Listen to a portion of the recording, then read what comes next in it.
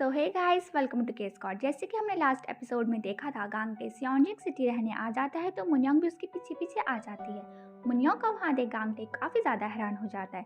गांगटे उससे पूछता है कि तुम यहाँ पर क्या कर रही हो। मुन्योंग बोलती है, कैसे नहीं आती, मुझे तुम्हारी याद से आ रही थी। फिर गांगटे उसे हॉस्पिटल के बाहर ले जाता है और कहता है, मैंने कहा था ना मुझे तुमसे फिर नहीं मिलना। मुन्योंग कहती है, हाँ तुमने तो कहा था, पर मैंने कब कहा मैंने मान लिया। मुन्योंग गांगटे को देखी जा रही होती है। तब गांगटे उसे बोलता है, ये क्या कर रही हो। मुन्योंग बोलती है, तुम्हें ठीक से देख रही हूँ, तुम बड़े होने पर काफ़ी ज़्यादा अच्छे हो गए हो और समझदार भी हो गए हो। गांगटे पूछता है, क्या तुम मुझे जानती हो। फिर मुन्योंग बोलती है, मैं तुम्हें अच्छे से जानना चाहती हूँ। गांगटे बोलता है, क्या चाहती हो मुझसे, जब तक तुम्हें वो नहीं मिलेगा तुम मानोगी नहीं, तो बताओ क्या चाहती हो। मुन्योंग बोलती है, मुझे तुम चाहिए, दोगे क्या। गांगटे बोलता है, मैं ही क्यों। मुन्योंग बोलती है, क्योंकि तुम बहुत प्यारे हो इसलिए मैं तुम्हें पाना चाहती हूँ। जब मुझे कोई चीज़ पसंद आ जाती है, भले ही वो कपड़े हो, गाड़ी हो, जूते हो, मैं उसे पाकर ही रहती हूँ, चाहे उसके लिए मुझे कुछ भी करना पड़े। किसी चीज़ को पाने के लिए ज़रूरी नहीं कि कोई कारण हो। वो दोनों एक दूसरे को देखे ही जा रहे होते हैं कि तभी वहाँ मिस पार्क आती है और मुन्योंग से कहती है, डायरेक्टर ने तुम्हें बुलाया है, चलो। मुन्योंग डायरेक्टर के पास जाती है तो वो बताते हैं, तुम्हारे डैड की कंडीशन बहुत ही ख़राब है, हमें उनकी जल्दी से सर्जरी करनी होगी ताकि वो थोड़ा और जी सकें। लेकिन मुन्योंग को इन बातों से कोई फ़र्क नहीं पड़ता, क्योंकि बचपन में उसके डैड ने उसे मारने की कोशिश की थी। फिर मुन्योंग कहती है, क्या मैं यहाँ पेशेंट्स को बुक पढ़ाकर सुना सकती हूँ, क्या आप मुझे ये काम दे सकते हैं। डायरेक्टर बोलते हैं, अगर तुम ये काम करना चाहती हो तो तुम्हें हर दिन अपने डैड को 30 मिनट के लिए वॉक में ले जाना होगा।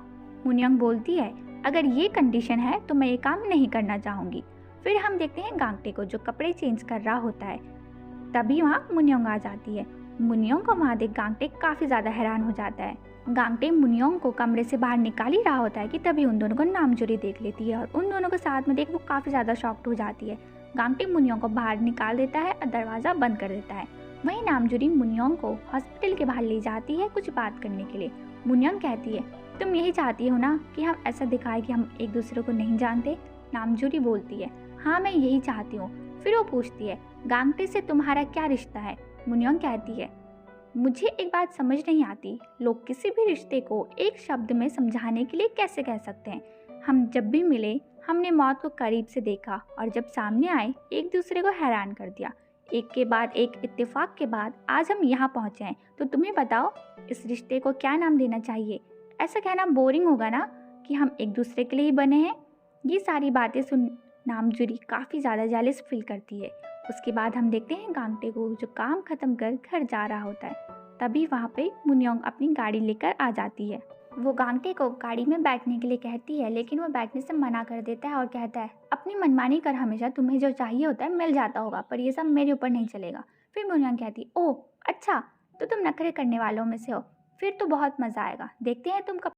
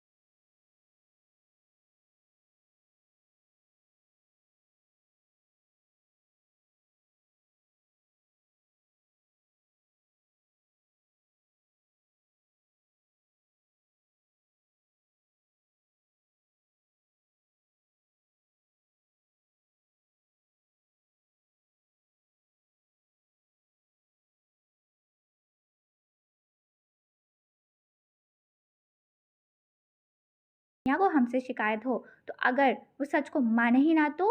फिर मुनिया कहती है, तुम मान क्यों नहीं लेते, तुम खुश नहीं हो? ये सब सुन गांगटे मुनियोंग को घूरने लगता है। फिर मुनियोंग कहती है, मुझे दिख रहा है तुम्हारी आंखों में कितनी अधूरी ख्वाहिशें हैं, इसलिए तुम मुझे पसंद हो। ऊपर से सख्त पर अंदर से नरम हो। पेशेंट से तो काफ़ी अच्छे से बात करते हो, पर मुझसे क्या प्रॉब्लम है? कल रात को तो मुझ पर कुछ ज़्यादा ही प्यार आ रहा था। ये सुन के गांगटे हैरान हो जाता है और कहता है, क्या बकवास कर रही हो? फिर मुनियोंग कहती है, कल रात तुम मेरे सपने में आए थे और मुझे गले लगाया था।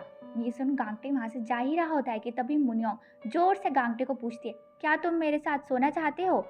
ये सारी बातें वहाँ पर मौजूद सभी लोग सुन लेते हैं और शॉक्ड रह जाते हैं। तभी गांगटे भी शॉक्ड हो जाता है और मुनियोंग को एक कमरे के अंदर ले जाता है और कहता है, तुम्हारा फालतू का मजाक बहुत हो गया। तुम्हारी इस नौटंकी में हिस्सा लेने का मेरे पास बिल्कुल भी टाइम नहीं है। फिर मुनियोंग कहती है, अच्छा तो अगर तुम्हारे पास टाइम होता तो तुम हिस्सा लेते? फिर गांगटे बोलता है, फालतू की बकवास करना बंद करो। फिर मुनियोंग कहती है, तुम इतनी बोरिंग लाइफ क्यों जीते हो? ख्वाहिशों को दबा कर चलोगे तो बीमार हो जाओगे। मज़ा करना चाहते हो तो खुल के करो। गांगटे बोलता है, तुम मुझे नहीं जानती और तुम होती कौन है मेरे ऊपर हक जमाने वाली? फिर मुनियोंग कहती है, झूठे कहेंगे, दुनिया में सब लोग झूठे होते हैं, सबके दिल में नफरत होती है पर कोई भी किसी से कहता नहीं, और वैसे भी हम सब में कमियां होती है। इतना कहने के बाद वो वहाँ से चली जाती है। ये बातें सुनकर गांगटे गहरी सोच में पड़ जाता है। उसके बाद हम देखते हैं सांगटे को, जो गांगटे से मिलने हॉस्पिटल आया होता है। तभी वो मुनियोंग को वहाँ पर देख लेता है तो उसका पीछा करने लगता है। सांगटे मुनियोंग के पास पहुँचने ही वाला होता है कि तभी वहाँ पर गांगटे आ जाता है और उसे रोक लेता है। गांगटे बोलता है, तुम वहाँ पर क्या कर रहे हो? फिर सांगटे बोलता है, मैंने यहाँ पर मुनियोंग को देखा। गांगटे उससे बोलता है, वो यहाँ पर कैसे आ सकती है? तुम्हारे मन का वहम होगा। गांगटे सांगटे को डायरेक्टर के पास ले जाता है ताकि वो जान सके सांगटे का कोई इलाज है या नहीं। डायरेक्टर और सांगटे काफ़ी देर तक एक रूम में होते हैं और बाहर गांगटे उनका इंतजार कर रहा होता है। वो परेशान होता है कि आखिर अंदर चल क्या रहा है, इसलिए वो अंदर जैसे ही चेक करने जाता है तो देखता है डायरेक्टर और सांगटे काफ़ी खुल के बात कर रहे होते हैं। ये देख गांगटे भी हैरान हो जाता है। सांगटे डायरेक्टर को बताता है कि उसे ड्राइंग करना कितना पसंद है और डायरेक्टर को अपनी कुछ ड्राइंग भी दिखाता है। उसकी ड्राइंग डायरेक्टर को काफ़ी ज़्यादा पसंद आती है। तभी डायरेक्टर खिड़की के पास जाते हैं और बोलते हैं, ये बाहर का नज़ारा कितना सुंदर है ना, मेरे को इस नज़ारे को एक जगह रखना है, क्या तुम उसमें मेरी मदद कर सकते हो? फिर सांगटे खिड़की के बाहर दिखता है तो उसे एक सुंदर नज़ारा दिखता है। गांगटे बोलता है, इसको कहाँ पर ले जाना है? तब डायरेक्टर उन दोनों को एक दीवार के पास ले जाता है और सांगटे से कहता है, मुझे तुम पर पूरा यकीन है, तुम उस खूबसूरत नज़ारे की ड्राइंग हूबहू यहाँ पर बना सकते हो। गांगटे बोलता है, ये क्यों? फिर डायरेक्टर बोलते हैं, इसका यही इलाज है। सांगटे बोलता है, आप मुझे इसकी कितनी फीस देंगे? अगर आप अच्छी फीस देंगे तभी मैं बनाऊंगा। डायरेक्टर बोलते हैं, जितनी अच्छी ड्राइंग होगी उतनी अच्छी फीस भी मिलेगी। ये सुनकर सांगटे खुश हो जाता है और कहने लगता है, मैं अच्छी कमाई कर लूँगा। जब वो घर जाते हैं तो सांगटे एक छोटे से बॉक्स में पैसे जमा कर रहा होता है। तभी गांगटे उसे देख लेता है और बोलता है, सांगटे तुम तो बहुत अमीर हो, चलो दिखाओ तुमने कितनी बचत की है। लेकिन सांगटे दिखाने से मना कर देता है और कहता है, मैं नहीं दिखा सकता जब तक पूरे जमा नहीं हुए। फिर गांगटे पूछता है, तुम कितने जमा करना चाहते हो? फिर सांगटे बोलता है, 3 करोड़ 28 लाख 90 हजार वॉन। गांगटे पूछता है, तुम इतने सारे पैसों का क्या करोगे? फिर सांगटे बोलता है, मैं एक गाड़ी खरीदूंगा। गांगटे बोलता है, गाड़ी? तुम्हें गाड़ी क्यों चाहिए? फिर सांगटे गाड़ी की फोटो दिखाता है, ये घर वाली गाड़ी